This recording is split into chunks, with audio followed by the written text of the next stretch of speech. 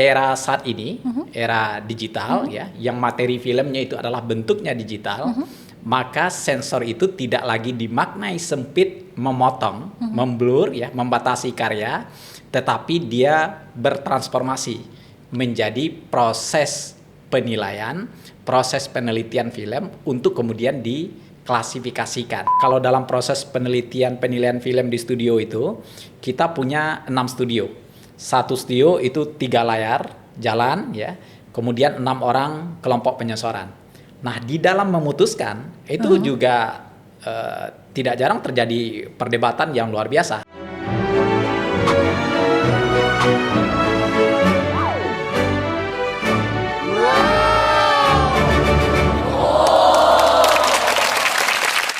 Selamat datang di Tahu Bulat, Lapak Crispy, tempat kita nyemilin ilmu bareng saya, Mirna Paramita. Hari ini kita nyemilin ilmu yang seru dan entertaining, yaitu ilmu soal film. Sebagai filmmaker, saya paham banget gimana tuh film series atau tontonan apapun itu bisa mempengaruhi emosi, perhatian, bahkan cara kita melihat dunia. Pengaruhnya buat audiens bisa ke arah yang positif atau negatif, secara sadar atau tidak sadar. Lebih dari sekedar hiburan audiovisual saja. Apalagi sekarang layar ada di mana-mana, screen time yang sulit banget dibatasi, TV ada, bioskop ada, OTT ada, TikTok juga ada. Makanya memfilter apa yang kita tonton itu penting. Sensor itu penting. Buat ngebahas ini, tamu Tahu Bulat kedatangan Ketua Lembaga Sensor Film, Pak Naswardi. Jadi ayo kita belajar soal sensor film bareng beliau. Halo Pak. Halo Mbak, terima kasih. Iya. Pak, banyak orang taunya LSF tuh cuma motong adegan. Ya. Adegan lagi seru-serunya dipotong. Sebenarnya kerja LSF itu ngapain sih Pak? Ya, jadi sensor film ini memang sejarahnya panjang. Bahkan sebelum pra-kemerdekaan, cikal bakal pendirian lembaga ini. Kalau dulu 1926 itu karena memang kepentingan penjajah waktu itu untuk mengkurasi agar film-film itu tidak menimbulkan semangat nasionalisme untuk kemerdekaan. Nah, pasca kemerdekaan ya 1950 dibentuklah Komisi Pengawas Film ya, kemudian berkembang menjadi Badan Sensor Film yang memang tugasnya dulu itu adalah memotong, karena memang sensor itu dimaknai sebagai pemotongan film gitu. Karena dulu bentuk karyanya itu kan seluloid ya. Jadi kalau sensor itu kalau ada yang sensitif ya, kekerasan, pornografi, itu badan sensor memang memotong. Tetapi era saat ini, era digital ya, yang materi filmnya itu adalah bentuknya digital, maka sensor itu tidak lagi dimaknai sempit, memotong, memblur ya, membatasi karya, tetapi dia bertransformasi menjadi proses penilaian, proses penelitian film untuk kemudian diklasifikasikan. Jadi ada film untuk semua umur, ada film yang digolongkan untuk remaja 13 tahun ke atas, dan juga ada film untuk dewasa 17 tahun ke atas, dan terakhir film untuk dewasa 21 tahun ke atas gitu. Jadi sudah berubah ya dari mensensor jadi klasifikasi sesuai dengan umur. Iya. Okay. Yang diklasifikasi itu apa aja? Kekerasan seksual atau bahasa dan ideologi mungkin? Ya. Jadi lembaga sensor film punya kriteria di dalam proses penelitian dan penilaian filmnya. Kriterianya ada 2, ada namanya acuan utama, ada acuan pendukung. Acuan utama itu ada 3 yang dinilai. Yang pertama itu adalah temanya, kemudian yang kedua konteksnya, filmnya, kemudian yang ketiga nuansa dan dampaknya. Jadi keterkaitan antara tema dengan kontekstual filmnya dan penilaian terhadap apakah ini nuansanya dapat apa enggak, apakah penonton akan berdampak terhadap penonton atau tidak, itu dinilai, dan itu yang menjadi acuan utama. Kemudian yang kedua, acuan pendukung. Acuan pendukung itu yang dinilai itu adalah apakah film ini memiliki dominan terhadap kekerasan, dominan berkaitan dengan pornografi, perjudian, narkotika, termasuk perendahan harkat martabat kemanusiaan, perendahan harkat martabat perempuan, suku, agama, ras, golongan. Ya.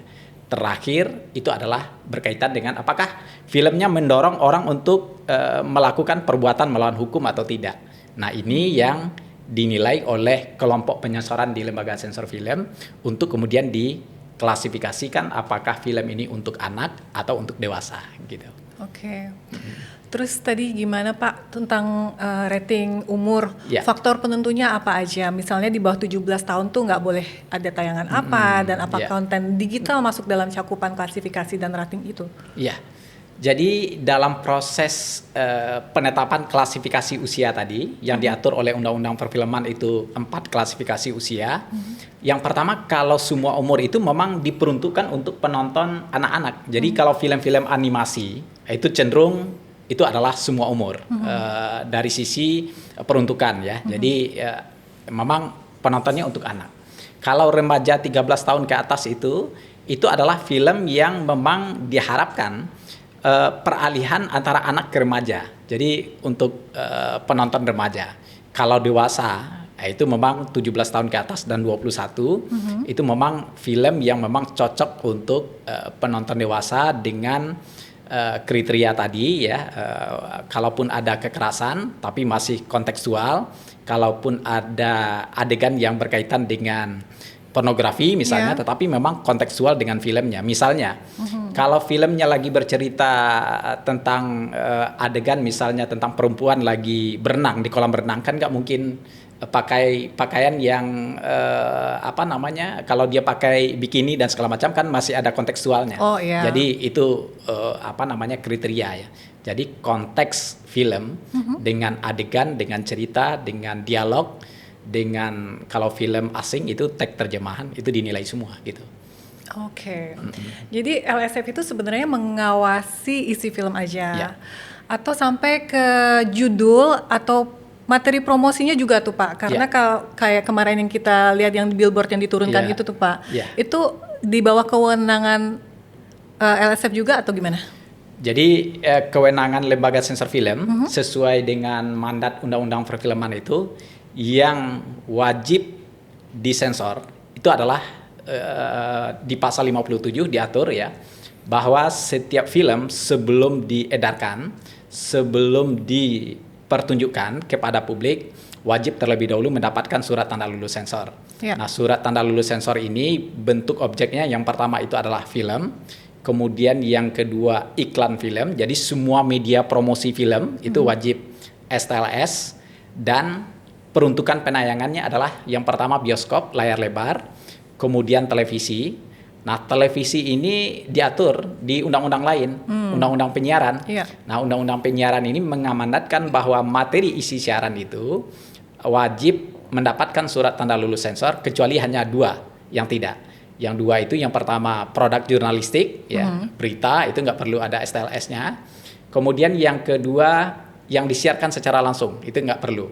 Selain itu iklan komersil, iklan macam-macam ya, deterjen, sabun segala macam itu wajib ada STLS-nya. Jadi yang tidak perlu ada STLS itu hanya produk jurnalistik, contohnya berita atau yang disiarkan secara langsung gitu. Ya, kalau di produk film kan Bapak mengawasi kontennya, konten filmnya. Apakah Bapak juga mengawasi materi promosi dari film itu, kayak seperti judul filmnya kah, atau materi promosi yang shorts yang di media sosial kah? Itu Bapak juga sensor atau bukan kewenangan Bapak lagi?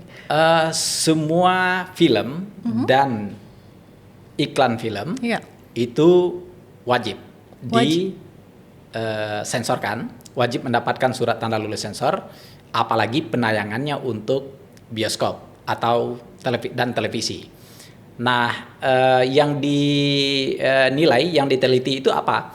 Yang pertama itu judulnya, kemudian yang kedua adalah adegannya, kemudian yang ketiga adalah dialog monolognya, dan yang keempat untuk film asing itu adalah teks terjemahan.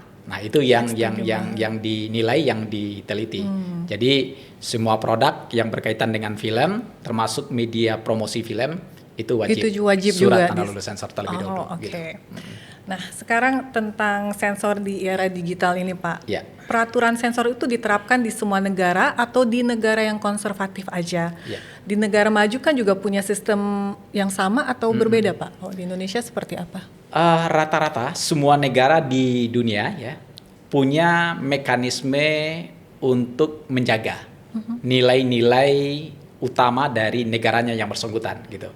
Nah, di beberapa negara misalnya yang filmnya maju, misalnya di Korea Selatan.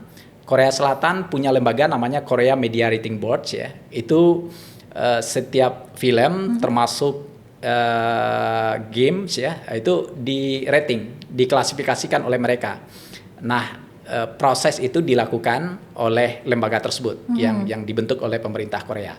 Nah, di Thailand misalnya yang ASEAN ada office screening film dan media di Thailand yang tugasnya juga adalah klasifikasi. Termasuk di Malaysia ada lembaga penapis film Malaysia yang tugasnya mirip dengan Indonesia. Nah, kita di Indonesia masih menggunakan diksi sensor, walaupun secara praktek tugasnya itu adalah klasifikasi. Tetapi rata-rata di dunia saat ini transformasinya itu adalah klasifikasi usia. Jadi klasifikasi itulah yang menjadi rujukan bagi penonton untuk memilih tontonan sesuai dengan perkembangan usia penontonnya gitu. Oke. Diksi ini masih relevan atau kita ikut seperti Korea atau negara-negara yang lain, atau kita tuh punya standarnya sendiri? Jadi saat ini kita kan sudah menganut kebebasan berekspresi, kebebasan berkarya yang diatur di dalam menjadi bahagian dari hak azazi ya. Nah, berbagai pandangan, kebetulan saat ini lagi proses revisi dan perubahan Undang-Undang Perfilman, Undang-Undang 33 2009, dan salah satu usulan di dalam perubahan itu adalah transformasi sensor menuju klasifikasi. Karena sensor dimaknai sebagai bagian dari diksi yang kurang relevan dengan kebebasan berkarya saat ini. Jadi kemungkinan berpotensi sensor ini akan menjadi klasifikasi. Jadi tidak ada lagi pemotongan, tidak ada lagi blur, yang ada adalah bagaimana film itu diklasifikasikan sehingga klasifikasi itulah yang menjadi rujukan penontonnya gitu. Nggak ada yang di blur-blur lagi ya sekarang? Ya, itu. Nah, sekarang tuh sebagai orang tua tuh kita sering bingung. Film bioskop bisa disensor, tetapi kan anak kita pegang HP ya, Pak ya. Betul. Dan bisa mengkonsumsi hampir apa aja tuh tontonan. LSF melihat situasi seperti ini tuh seperti apa gitu. Karena kan algoritma mereka kan jauh, internet tuh lebih cepat daripada regulasi. Ya. Nah, ini yang kita lakukan. Di 2024 yang lalu kita melakukan penelitian berbasis survei di 6 kota di Jabodetabek ya, dengan 1.200 responden, yang respondennya itu adalah anak-anak dari umur 9 sampai 18 tahun. Yang kita temukan fakta yang pertama adalah mulai ada pergeseran akses media yang digunakan untuk mengakses tontonan. 72% menyatakan bahwa anak-anak usia 9 sampai 18 tahun tadi mengakses tontonan itu melalui jaringan teknologi informatika yang berbasis internet, over the top, video in demand, termasuk di situ media sosial. Lalu kita gali lagi di mana anak-anak mengakses. Ternyata tempat yang paling dominan akses terhadap konten itu adanya di kamar masing-masing anak. Jadi cukup privat gitu ya. Artinya anak mengakses tontonan itu di dalam ruangan yang privasinya tertutup. Lalu berapa lama aksesnya? Ternyata yang paling besar, hampir 65% lebih, itu adalah 3 sampai 8 jam per hari akses kontennya. Jadi itu termasuk tertinggi ya dari sisi durasi. Nah, melihat pergeseran cara anak-anak kita menonton, kemudian cara mengakses tontonan, maka literasi film, literasi tontonan itu untuk generasi saat ini menjadi sangat penting. Budaya sensor mandiri, menonton sesuai usia ini perlu terus kita kembangkan, kita sosialisasikan kepada anak-anak melalui proses bisa literasi, bisa sosialisasi, bisa pendampingan, termasuk beberapa opsi yang diusulkan juga yang konservatif adalah membatasi. Tetapi dalam konteks literasi ini yang paling memungkinkan untuk dilakukan gitu. Jadi bagaimana anak-anak juga punya kesadaran sendiri, wah ini dewasa bukan tontonan saya gitu. Literasi ini penontonnya, penontonnya, literasi filmnya, literasi medianya. Gitu. Oke. Pak, kalau LSF tadi sudah bersusah payah tuh mengklasifikasi sesuai dengan umur, tapi kalau di lapangan kita semua kayak di bioskop aja, kita nonton film horor nih, tapi kadang-kadang ada orang tua yang membawa anaknya sehingga mengganggu kan akhirnya. Nah itu gimana sih caranya? Apakah ada kerjasama dari LSF dengan pihak bioskop supaya nggak cuma oke, selesai and then gitu. Jadi bioskop ini di Indonesia ada organisasinya, namanya Gabungan Pengusaha Bioskop Seluruh Indonesia, GPBSI. Di situ ada yang paling besar ya, Access One, ada CGV, ada Cinepolis, ada bioskop independen lain. Nah, lembaga sensor film bekerja sama dengan mereka dalam konteks gerakan bioskop sadar sensor mandiri.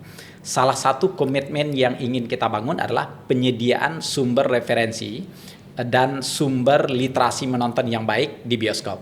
Pertama, kalau Mbak Mirna beli tiket sebelum nonton sekarang, baik yang dibeli langsung di bioskop atau yang di online. Tik ID dan lain-lain, maka di situ ada pewarnaan setiap klasifikasi usia itu. Ada yang hitam untuk dewasa 21, ada merah untuk dewasa 17, kemudian ada kuning untuk remaja 13 tahun ke atas, dan ada biru, hijau ya. Nah, ini membuktikan bahwa sonasi warna ini menandakan mana yang dewasa, mana yang anak-anak. Nah, ini yang pertama. Kemudian yang kedua, kita menyediakan selalu kalau kita ruang tunggu bioskop ya, diputar jingle budaya sensor mandiri, menonton sesuai usia. Kemudian ada maskot ya, Mama Cula.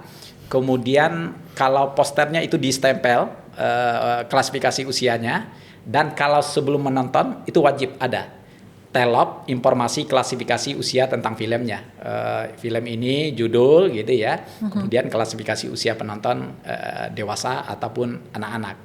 Nah, ini sumber literasi bagi masyarakat untuk memilih tontonan selain yang kami sediakan panduan film. Jadi panduan film itu bisa diakses di laman kami lsf.go.id, termasuk juga di bioskop, sehingga sebelum memilih tontonan itu sudah tahu dulu ini ceritanya tentang apa, kira-kira adegannya apa, cocok nggak untuk anak-anak.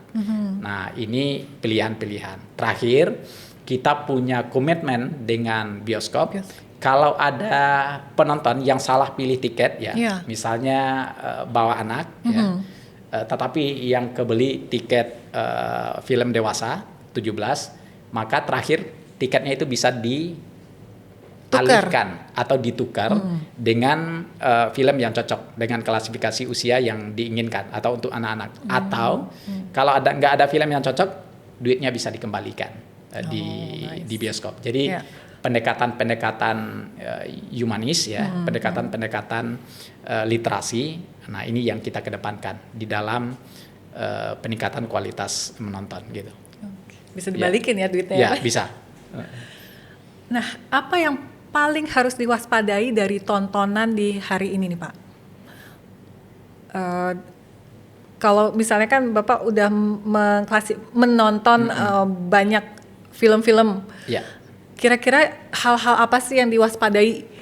Ya, jadi kalau di bioskop sudah ada proses kurasi filtrasi dari lembaga sensor film. Di televisi juga begitu. Di pratayang itu dikurasi oleh lembaga sensor film, pasca tayangnya diawasi oleh Komisi Penyiaran Indonesia. Nah, ruang yang agak terbuka itu di over the top, di video in demand, di media sosial. Nah, karena di dalam Undang-Undang Perfilman sendiri, jaringan teknologi informatika ini tidak didefinisikan atau belum didefinisikan secara eksplisit, sehingga banyak pelaku OTT, pelaku industri video in demand dan lain-lain berpendapat bahwa mereka ini belum termasuk yang menjadi objek yang punya kewajiban untuk menyensorkan. Sehingga beberapa OTT kita juga klasifikasi usia kan masih merujuk ke organisasi induknya di negara asalnya dan lain-lain. Termasuk juga di Indonesianya nggak sensor, sehingga potensi anak-anak mengakses film dewasa pada saat di OTT ini terbuka. Maka disitulah peran orang tua, peran orang-orang terdekat dari anak-anak sebagai kelompok rentan agar nggak terpapar oleh materi-materi yang mengandung pornografi, kekerasan, sadisme, dan lain-lain yang tentu sifat anak itu kan imitatif ya, meniru ya. Maka perlindungan utama mereka adalah bagaimana literasi dari orang tua, literasi dari sekolah, dari orang-orang terdekat itu penting dalam konteks menonton gitu. Pak, ini pertanyaan netizen banget nih. Kenapa orang merasa tuh kalau adegan ciuman tuh malah dipotong? Ya. Terus tapi kalau adegan kekerasan tuh enggak, atau adegan misalnya ngerokok enak banget gitu kok nggak dipotong gitu. Itu kan malah itu mengiklankan yang buruk gitu daripada ciuman kan cinta gitu. Gimana tuh Pak? Jadi dia ada, kalau kami menyebutnya ada leveling ya. Misalnya adegan ciuman. Ciuman antara di adegan film antara seorang suami dengan istri, ciuman tangan misalnya, itu bisa kategorinya, klasifikasinya itu bisa semua umur, nggak ada masalah.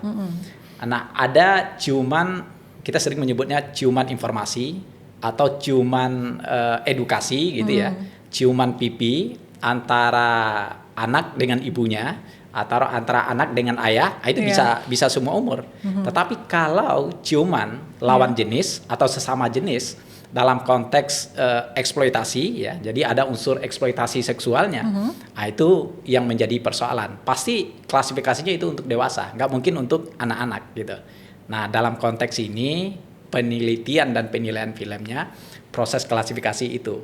Jadi adegan ciuman yang untuk dewasa tadi itu tidak akan tepat kalau ditonton, diakses, disaksikan di dalam film itu untuk penonton anak-anak gitu. Jadi perbedaannya terletak di situ, klasifikasi usia tadi. Kalau yang tentang tadi yang kekerasan atau misalnya minum ngerokok dengan yang kayaknya enak banget juga ya ngerokoknya gitu kan, gitu gimana tuh Pak? Ya, jadi kita juga hasil penelitian kita ya. Di 2025 yang lalu kita survei nasional, kita menemukan fakta apa sih adegan sensitif yang paling tidak disukai oleh penonton film Indonesia. Ternyata penempatan pertama itu adalah persoalan pornografi, khususnya seks menyimpang. Jadi LGBT itu paling tidak disukai oleh penonton film di Indonesia, itu menjadi urutan pertama. Kemudian yang kedua berkaitan dengan perjudian.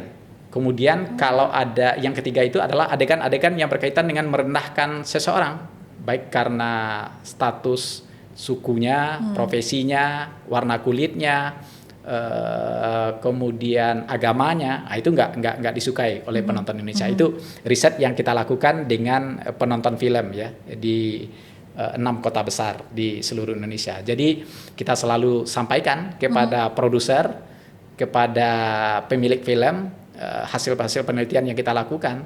Kalau ada film yang begini, yang unsur-unsur begini, ini penontonnya paling nggak suka. Jadi kita kekuatan penonton itu saat ini luar biasa. Bahkan film yang bagus ya, sesuatu kalau penontonnya tersinggung itu bisa di embargo, bisa diblokir, bisa nggak mau datang ke bioskop sampai segitu. Bahkan kekuatan netizen, kekuatan penonton itu saat ini luar biasa, dan itu menjadi atensi bagi pembuat film, produser ya. Nah, penelitian yang tadi Bapak bilang tuh ngukur juga nggak sih tentang dampak psikologis antara adegan seksualitas atau pornografi dan kekerasan?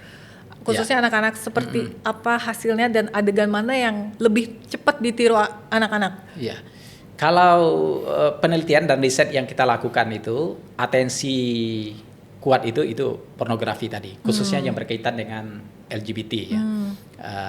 Jadi kalau ada isu-isu yang berkaitan dengan LGBT yang diangkat melalui film, apakah melalui simbol, melalui dialog, melalui adegannya, ini yang paling tidak disukai oleh penonton film di Indonesia khususnya ya. Dan tentu dalam konteks industri, penonton itu adalah utama. Karena apresiasi film ini kan berasal dari penonton. Kalau kita bikin film dalam konteks komersil, dalam konteks industri, tetapi penontonnya nggak suka, ya ini sama saja strategi dagang yang tidak tepat gitu. Jadi saya kira beberapa kali ketemu dengan berbagai produser di Indonesia, keinginan penonton itu yang menjadi utama yang dipertimbangkan dalam proses produksi gitu. Oke, audiensnya ya. Audiens. Nah, kalau konten 21 mulai bermunculan nih sekarang. Terus film dan series tuh semakin berani. Mungkin ada pergeseran nilai kan Pak ya.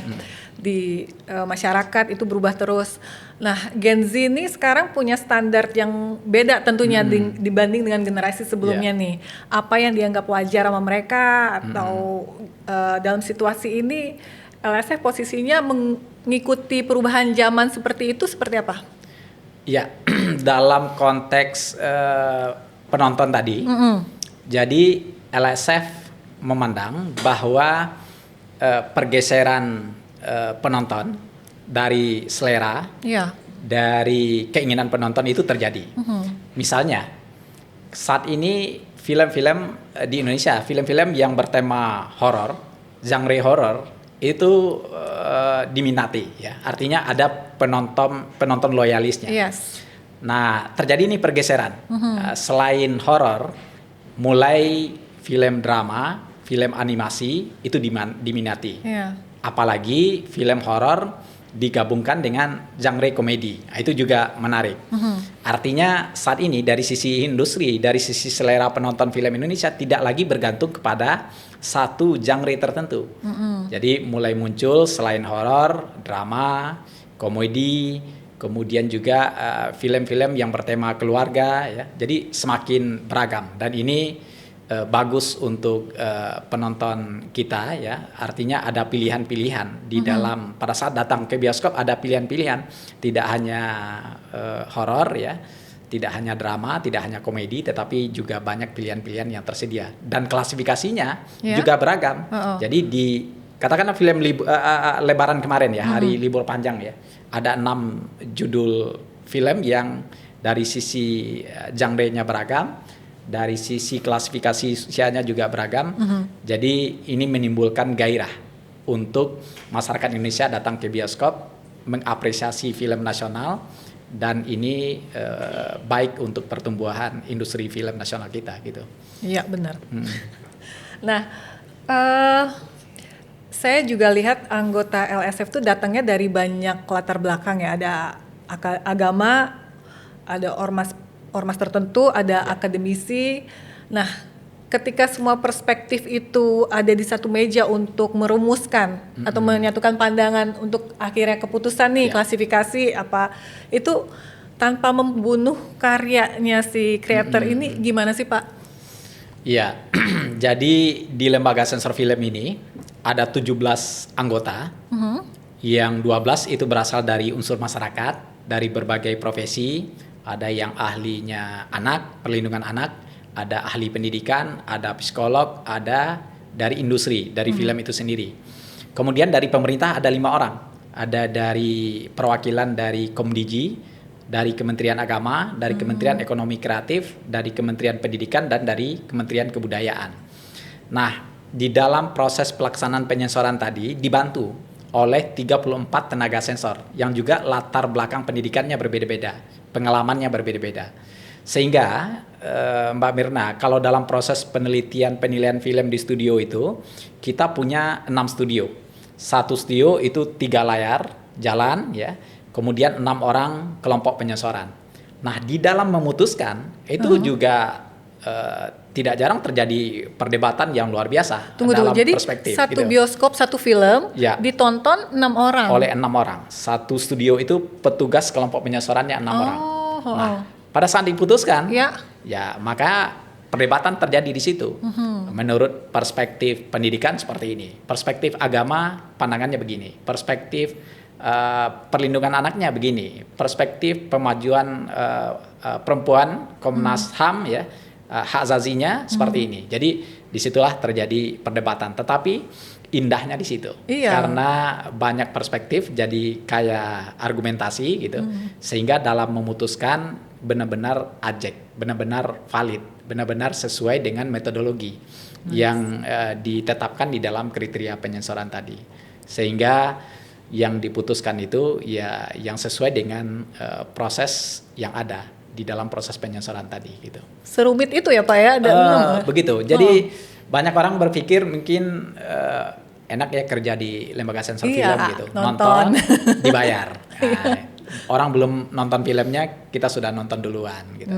Tetapi setiap pekerjaan punya risiko ya. Setiap hari kita menyaksikan, menonton adegan pornografi, adegan kekerasan, sadisme ya, bahkan sadisme kepala orang dipenggal segala macam ya, itu ternyata ada dampaknya terhadap psikologi orang yang terus-terus menonton begitu.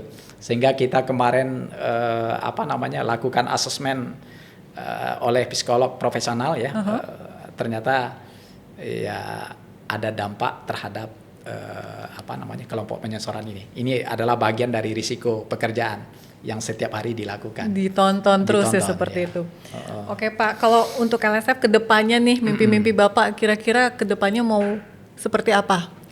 Ya, yang pertama kita berharap ya lembaga sensor film ini kehadirannya menjadi atau menjaga keseimbangan antara aspek pemajuan film nasionalnya, jadi ekosistem industrinya ini kita jaga agar tumbuh, dengan aspek perlindungan penontonnya, literasi menonton, literasi filmnya.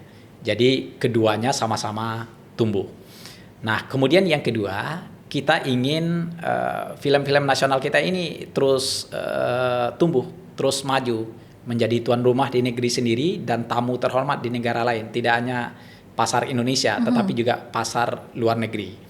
Nah, untuk mendorong itu tentu dalam proses penelitian, penilaian, dan surat tanda lulus sensor yang diterbitkan oleh lembaga sensor film, pelayanannya harus cepat ya.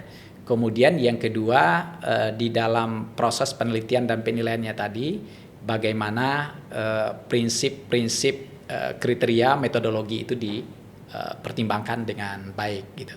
Terakhir, kita ingin pemanfaatan teknologi yang berbasis kecerdasan buatan itu bisa digunakan sebagai alat bantu untuk proses penelitian dan penilaian film tadi. Jadi kalau nanti negara memberikan mandat kepada lembaga sensor film agar produk film yang ada di OTT, video on demand itu disensorkan terlebih dahulu, diklasifikasikan, maka kecerdasan buatan ini menjadi alat bantu gitu. Betul. Oke, hari ini kita belajar bahwa di era semua orang pegang layar, yang diperebutkan bukan cuma penonton tapi perhatian kita. Dan mungkin tantangan terbesar sekarang bukan cuma menyensor, tapi memastikan kita dan anak-anak kita bijak memilih dan memilah apa yang layak untuk ditonton. Karena kadang kita lupa tontonan itu bukan cuma soal hiburan, tapi juga soal tanggung jawab dari dan dampak tontonan tersebut.